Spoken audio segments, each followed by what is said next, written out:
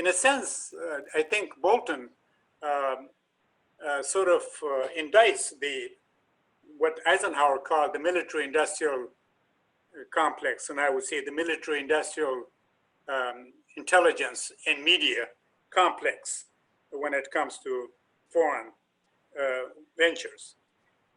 And then Bolton also has an interesting comment about our man in Kabul, Dr. Khalilzad, Zalmay Khalilzad, who is an Afghan by origin, but has been in this country for decades now and is sort of in the camp of Paul Wolfowitz and Condi Rice and Rumsfeld and Dick Cheney. And Bolton refers to him as a charlatan in a way. Khalilzad, I have met him a couple of times briefly, remind me a lot of the Ahmad Shalabi. Our friends who are interested in Iraq would know Ahmad Shalabi, who lobbied very hard here in Washington, in Iraqi, lobbied very hard to get the US involved there so that he could someday become the president.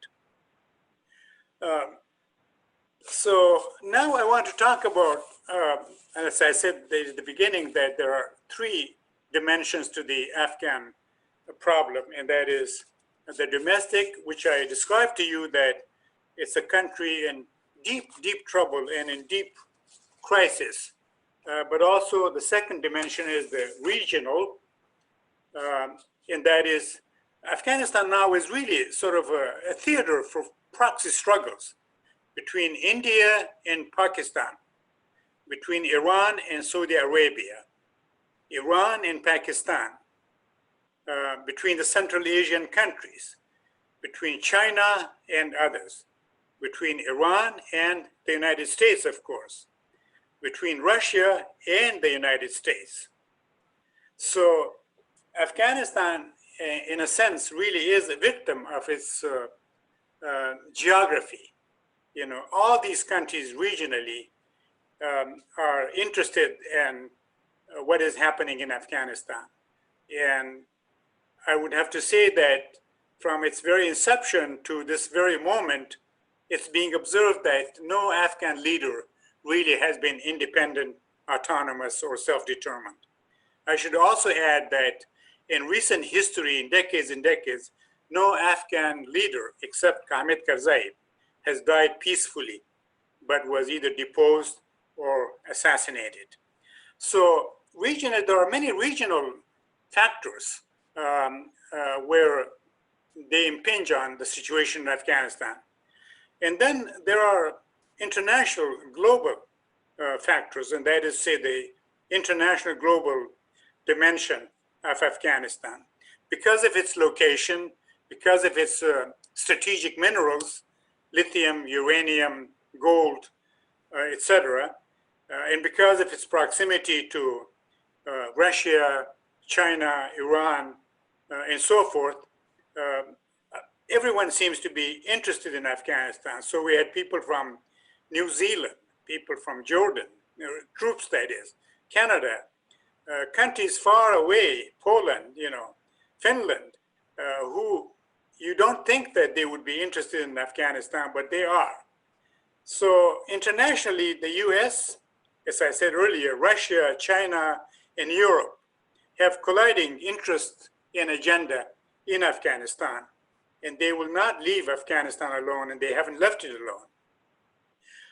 The United States needs an outpost in that part of the world so that from which it can supposedly launch attacks on its rivals, China, Iran, Russia, etc. And also, I would have to say Afghanistan is sort of afflicted by the so-called resource curse. That is to say, it's a victim of its own resource riches. People are trying to establish a foothold, a direct presence, or at least a hegemonic presence in Afghanistan, so to have either access to these resources or perhaps deny access to its rivals.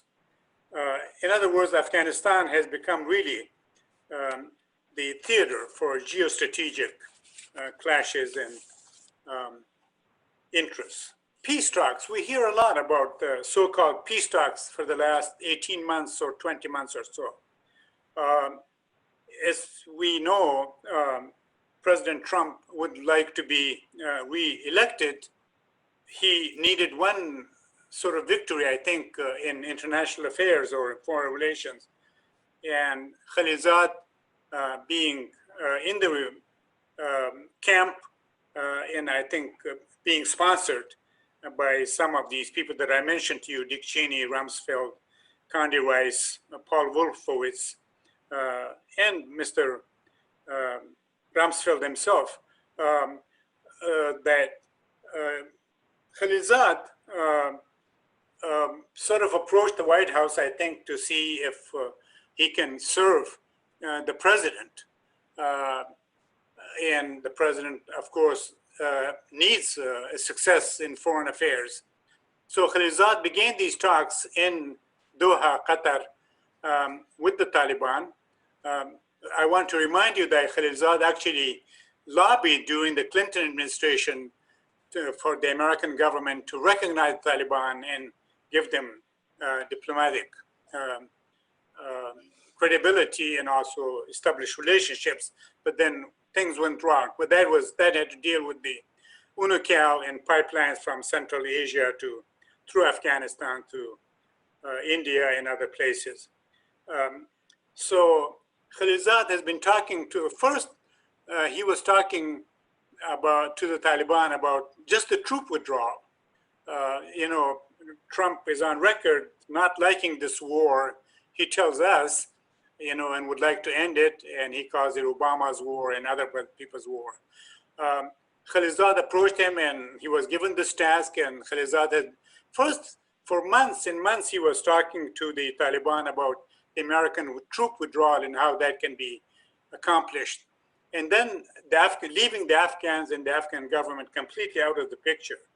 Finally, the Afghan government, Dr. Ghani, got very angry, saying, you know, you're undermining us and you're undermining in a way the US presence. This is our country, it's our future, and we need to be involved and we should own this process.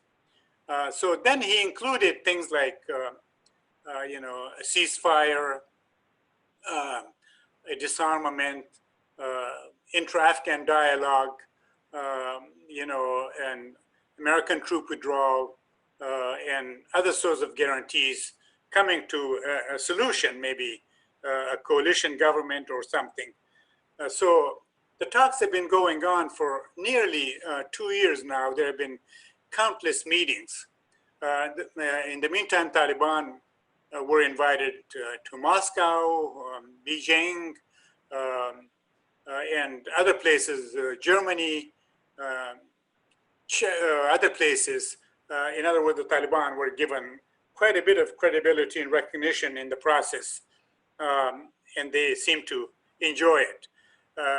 And then the United States and Taliban signed this so-called peace agreement on the 29th of February, and then there was some kind of a dialogue between the Afghans, Americans, and the Afghan government and the Taliban.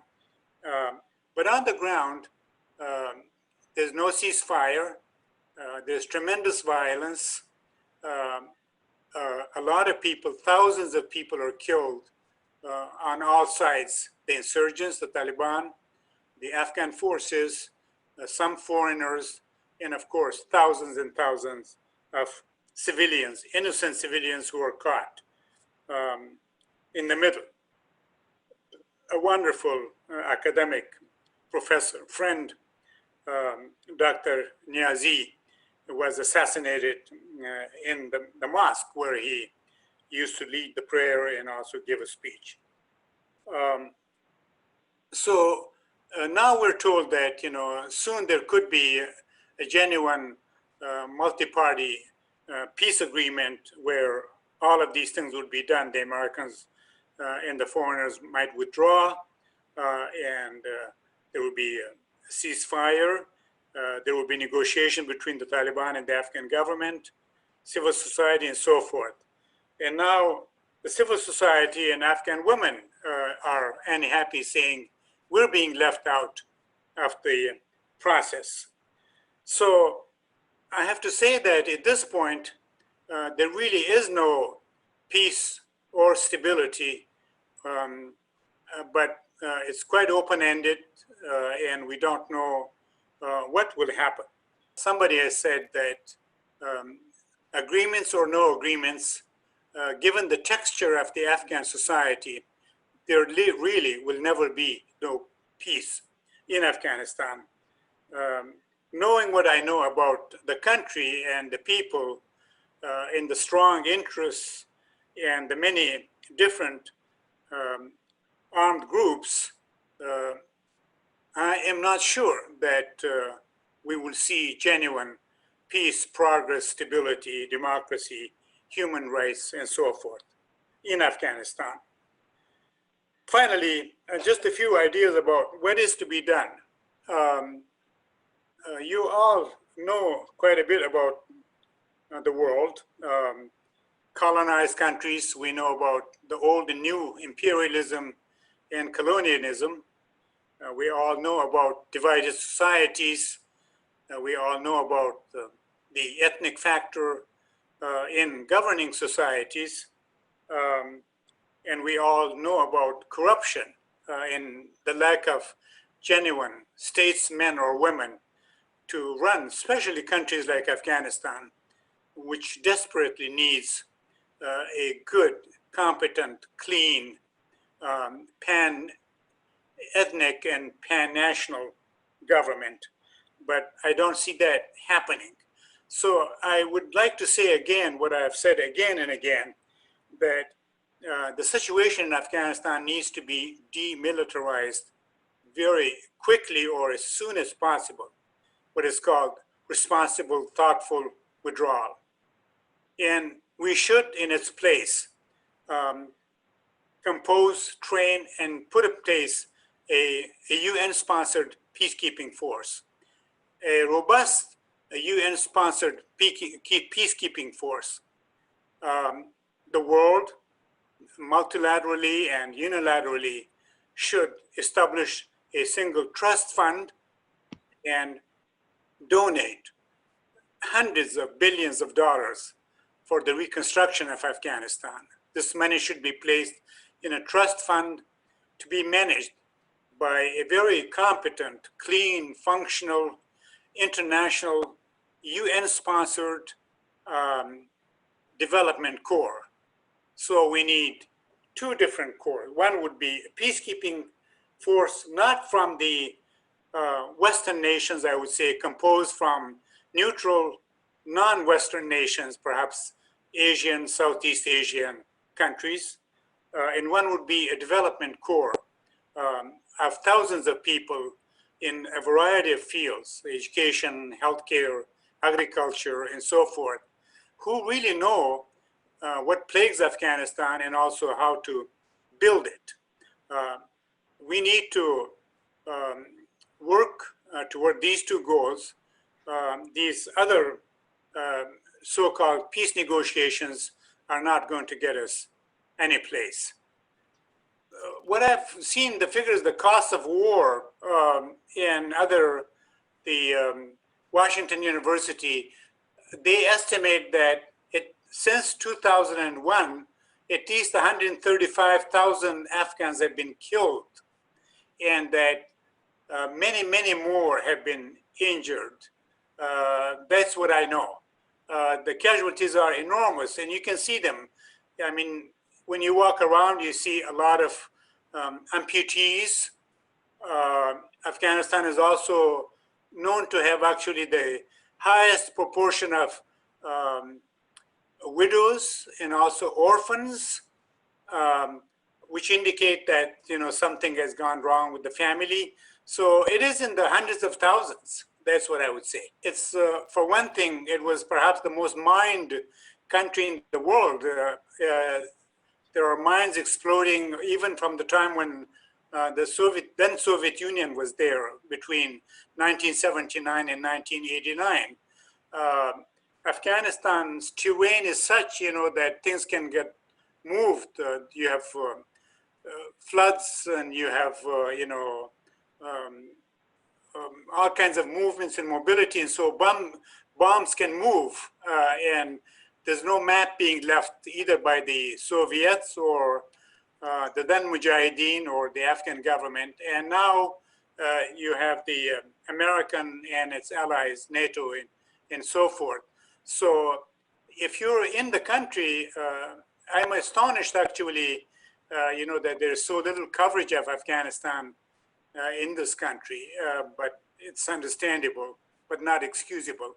But if you're in Afghanistan, you do hear one way or another, there's a very thriving free press, radio, print, and television, and you do hear about children, men, women exploding, bombs exploding everywhere. But the landmine work continues, except that I know that the organizations, both the foreign and the domestic, who are engaged in mine clearing are not getting the support that they need. And sometimes their people get attacked actually by the insurgents. Sometimes, there are other issues.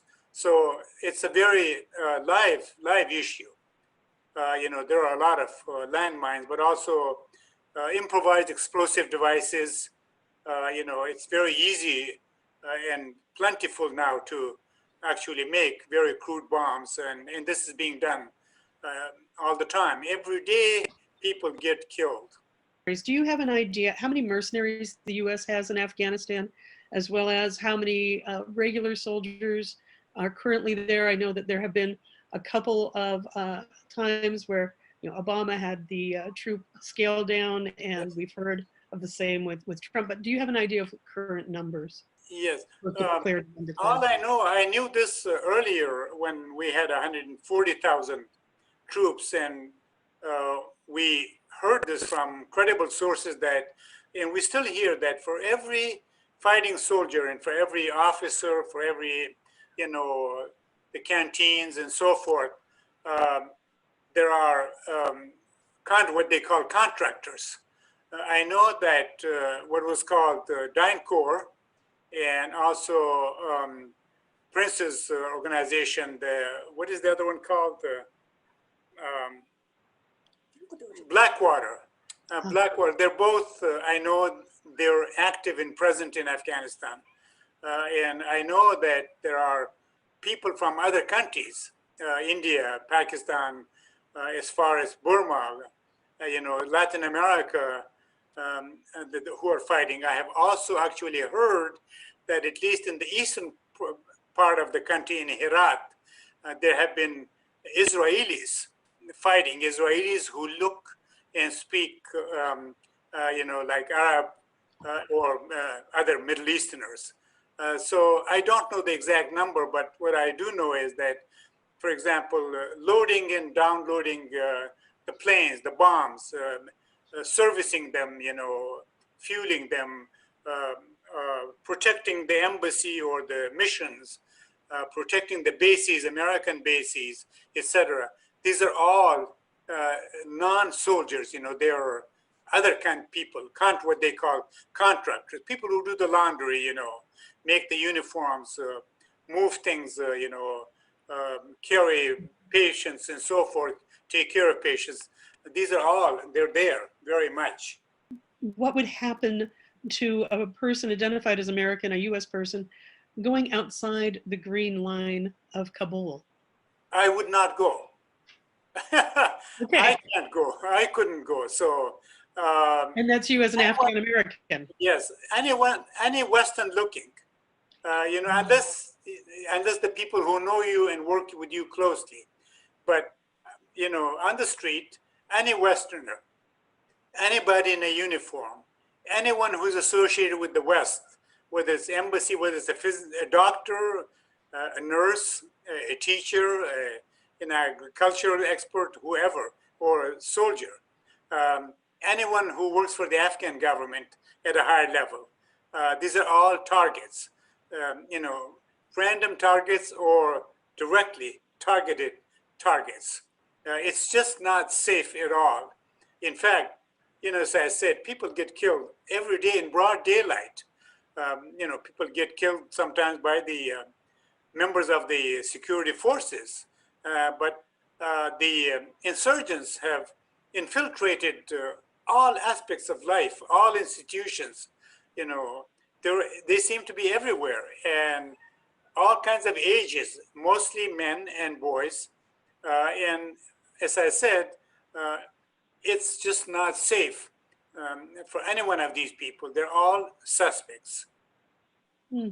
I mean, when I had to go, for example, to the embassy, or if I had to go to this particular clinic, or for some reason, which was very rare, maybe once a month or so, we had an armored car, with the armed guards, and we had an escort car behind us, and we were not allowed to stop any place, open the doors, or even get out of the car. That was me, and I look like an Afghan. So imagine a Westerner or somebody in a military uniform or working with the embassy. Zaher, can you comment on President Trump's use of the so-called mother of all bombs in 2017? Yes, and Acha, this was it was the heaviest, apparently one of the heaviest bombs used. I should also point out that the Americans have actually dropped 7,000 bombs this year alone, in a year, 7,000 bombs. So it's very common, and a lot of innocent people. In fact, I was just reading today in the news, in Farsi and also in Pashto, that this village or this ranch was bombed, and so many people were killed. But this particular bomb, I forget the name of it, was dropped, and the consequences were, and I saw pictures of it. I remember seeing pictures of the trees decimated, greenery gone, sort of a huge crater. It had created an enormous crater, and people being hurt, and also some who were close and did not move were killed. Although, as you know, the nearby villagers were told that something was going to happen and they should move. So some did and some didn't. We also know deformities. This is a silent problem, but it's a really common problem, that because of the heavy use of bombing for the last 18 years, the explosives, of all types, and the chemicals in the air, etc., there are so many birth defects. It's uncommon, it's unbelievable, especially in Jalalabad, in that area where that particular bomb was dropped. You also see a lot of people getting sick. Cancer apparently is going up enormously in the areas where there's more fighting, for example. So these are some of the signs. There isn't a lot of faith and trust amongst people in the Americans. And so Americans are sort of suspect. Like even I was suspect by some people because I was educated here. I have an American passport, and I was working for the American University of Afghanistan, which they consider to be sort of the soft cultural arm of the invasion. I'm sure we could, if we thought for a moment, we can find good men and women in this country who are quite sincere. I mean, I think what Americans, we all need to sort of work hard for reprioritizing things and build this country and make it a model, a good country so that people can emulate.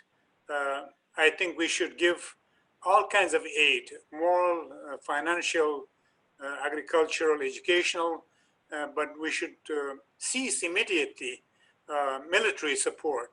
Of course, now we're the biggest weapon merchant in the world, many countries put together, and we have the very highest military budget, while our country seems to be falling apart and the empire imploding. I think, as Colin Powell used to say, remember that you broke it, you fix it. You dropped it, you own it. So the Americans have committed a major, not the American central government has committed a major crime, I would say, of the century, and continues to do so. And the Americans have wrecked a country because, as I said, I shouldn't be sitting here, but I should be sitting where I was born and raised. But the American presence and its allies have made Afghanistan unlivable in every way possible. And so they are responsible now to see it fixed. But you don't fix the country by bombing it to the Stone Age. You fix it through experts, money, material, technology, education, skills, goodwill, and so forth.